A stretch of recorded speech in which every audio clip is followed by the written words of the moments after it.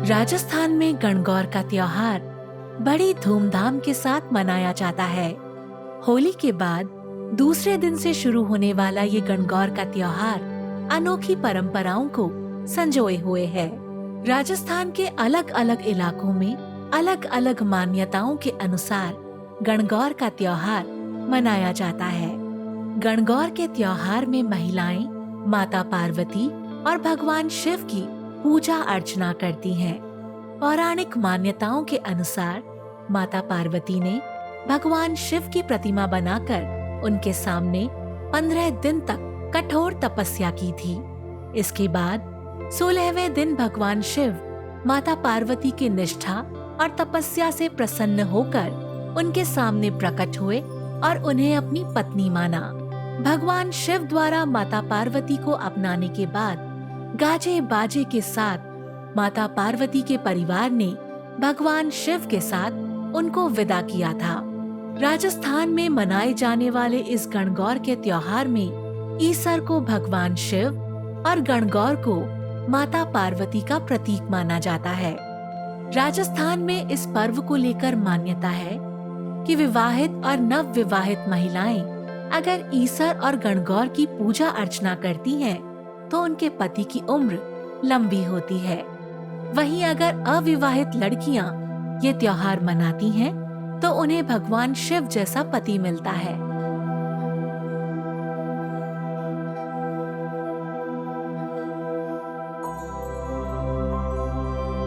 इन्हें पूजना एक ही कारण है कि इन्होंने सवागनियों और विधवा जिनकी विधवा औरतों वे भी पूजा करे।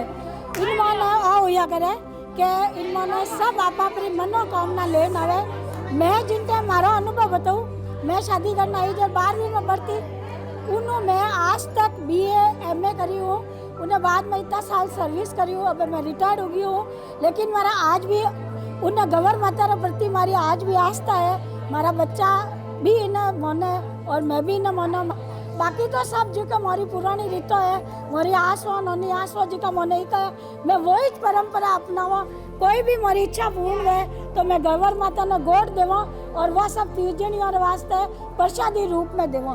बाकी मोरा एडो कोई एम नहीं है।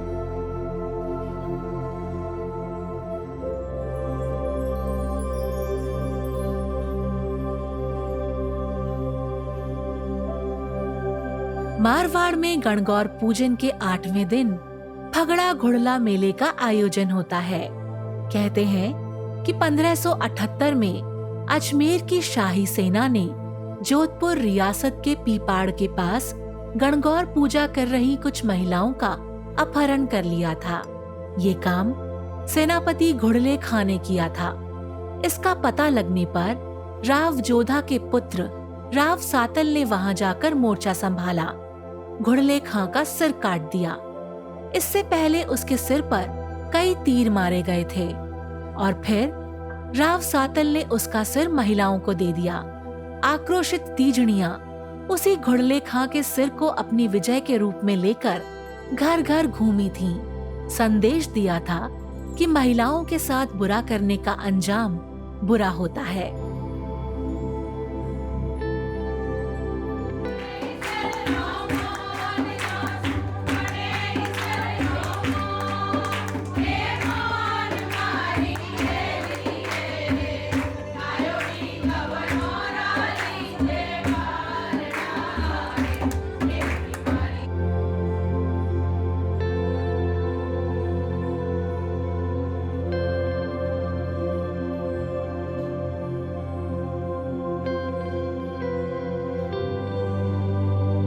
इतिहास आज भी स्मृति में है। महिलाएं कई छेद वाले मिट्टी के मटके में दीपक लगाकर घूमती हैं। छेद वाला मटका घुड़ले खां का प्रतीक बन गया। महिलाएं घरों में घुड़ला रखती हैं, कन्याएं इसे उठाकर घूमती हैं। ये मेला 55 सालों से चल रहा है, लेकिन 1969 में जोधपुर में फगड़ा घुड़ला कमेटी का गठन कर इसे बड़े मेले का रूप दिया गया। फगड़े के नाम पर पुरुष को महिला बनाने का क्रम शुरू हुआ। गणगौर उत्सव के दौरान महिलाएं घुड़ला लेकर निकलती हैं। हालांकि इसमें चयनित एक लड़का महिला बनकर सिर पर घुड़ला उठाकर निकलता है और उसके आगे कई झांकियां होती हैं।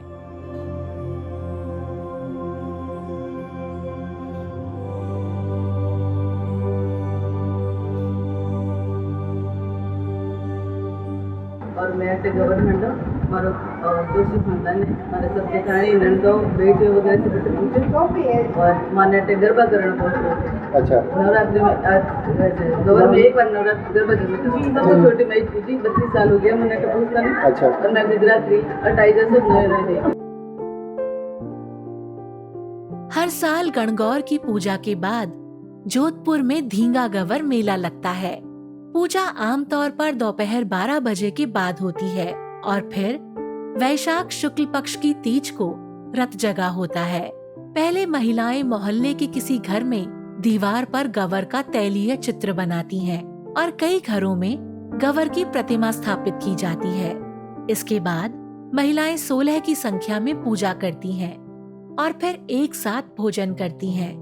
ये संख्या घटाई या बढ़ाई नहीं जा सकती है। शाम ढलते ही जोधपुर के भीतर शहर की गलियां रंग बिरंगी झालरों और रोशनी से सजी होती हैं। यहाँ के स्थानों पर 16 श्रृंगार से सजी गवर माता विराजमान होती है। बेतमार गणगौर मेले की शुरुआत इसी तरह होती है। जगह जगह महिलाओं का झुंड गवर माता के दर्शनों के लिए आता है। महिलाएं बेंत लेकर विभिन्न स्वांग रचकर इस दौरान आनंद मनाती हैं। वे गवर के गीत गाती हैं और इस उल्लासपूर्ण माहौल में हर कोई मगन रहता है।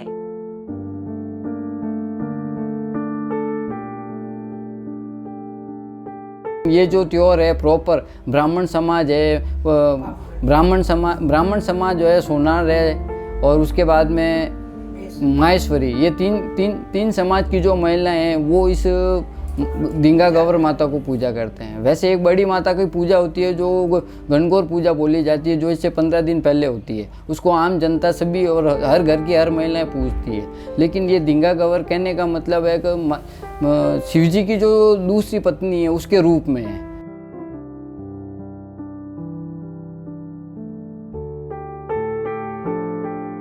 गवर पूजा के समापन पर रत जगा होता है। इसी रत जगे की रात में धींगा गवर मेले का आयोजन होता है। रात में जोधपुर की महिलाएं मुखौटे लगाकर अलग अलग रूप में सजकर और हाथों में बेंत लेकर निकलती हैं। यहाँ महिलाएं राजा रानी, भगवान शिव, भगवान विष्णु, डॉक्टर, पुलिस और सेठ सेठानी जैसे भेष बनाकर निकलती हैं। विभिन्न परिधानों में सजी धजी महिलाएं कई बार तो इस तरह के स्वांग रचती हैं कि एक बार तो घर वाले भी उन्हें नहीं पहचान पाते हैं। जब महिलाएं स्वांग रचकर सड़क पर निकलती हैं, तो उनके सामने जो भी पुरुष आता है उसे वे हाथ में पकड़ी बेंत या छड़ी से पीटती हैं। फिर चाहे वह पुरुष कोई भी हो, इनकी बेंत के आगे हर पुरुष भागता हुआ नजर आता है।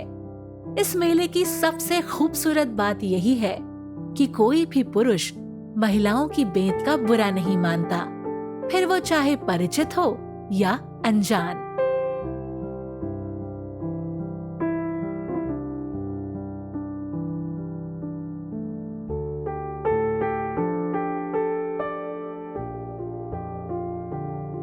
गवर उत्सव करण तो 31 साल हो गया मान लोगों ने।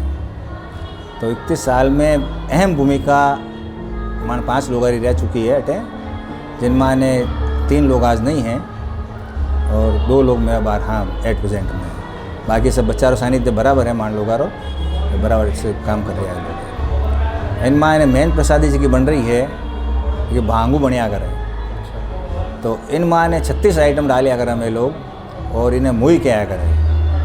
हाँ सिर्फ गवर मेले में ही तैयार होया करें, बाकी और कटी तैयार नहीं हुआ। उन टाइम मेड़ो तो जोर शोरू नहीं चलतो।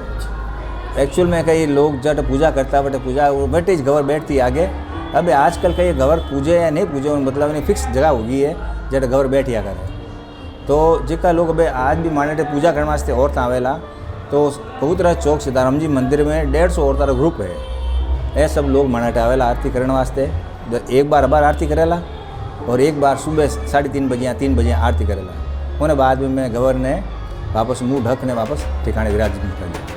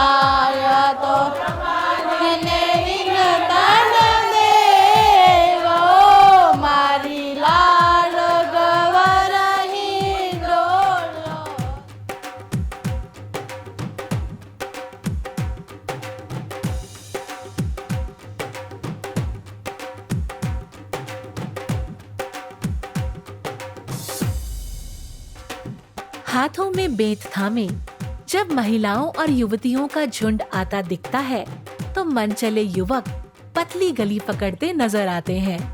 महिलाओं द्वारा भी अपनी बेंत का जमकर उपयोग किया जाता है। तीजड़ियों द्वारा विभिन्न स्थानों पर जाकर गवर माता के दर्शन करने के साथ ही गवर के गीतों और मेले का पूरा लुत्फ लिया जाता है। तीजड़ियों का जोश इस रात तो देखते ही बनता है। जगह जगह वे माइक थामकर लोगों की फरमाइश पर गीत भी गाती हैं। चेहरे पर मुस्कान और मुंह में पान दबाए तीजड़ियों से जब कहा जाता है कि घर वाले इंतजार कर रहे हैं, तो जवाब मिलता है, आज ना सोएंगे और ना सोने देंगे।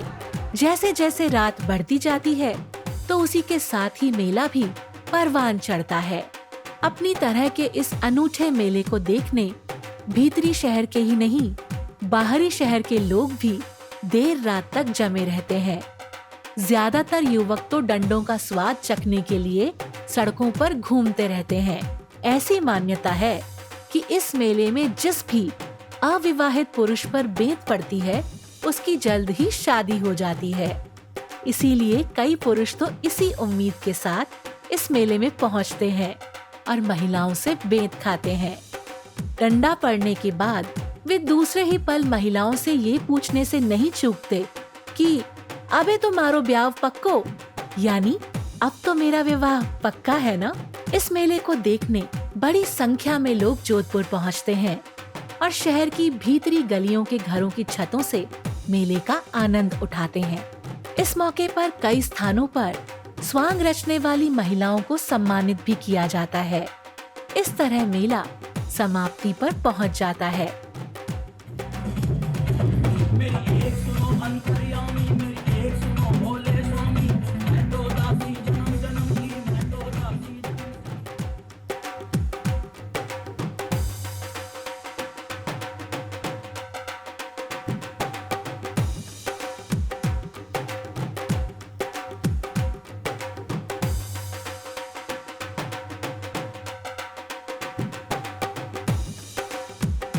धींगा गवर जोधपुर की एक विशेष परंपरा है जो बहुत प्रसिद्ध है। ये महिलाओं का सामूहिक उत्सव है जिसमें सिर्फ महिलाएं ही सक्रिय रूप से भाग लेती हैं, जबकि पुरुष दूर से केवल दर्शक बनकर इसे देखते हैं। ये परंपरा न केवल जोधपुर बल्कि राजस्थान की सांस्कृतिक पहचान का अहम हिस्सा है। ये परंपरा बताती है कि समाज में हर वर्ग की अपनी भूमिका होती है। ये परंपरा महिलाओं की अहमियत को दर्शाती है और समाज में उनकी शक्तियों को और मान सम्मान की अहमियत को बल देती है। ये आयोजन जोधपुर की संस्कृति और परंपरा का अहम हिस्सा है और ये दर्शाता है कि हमारे त्योहार केवल आनंद और उल्लास के अवसर नहीं होते, बल्कि वे हमारी पहचान और समाज की विविधता को भी प्रकट करते हैं।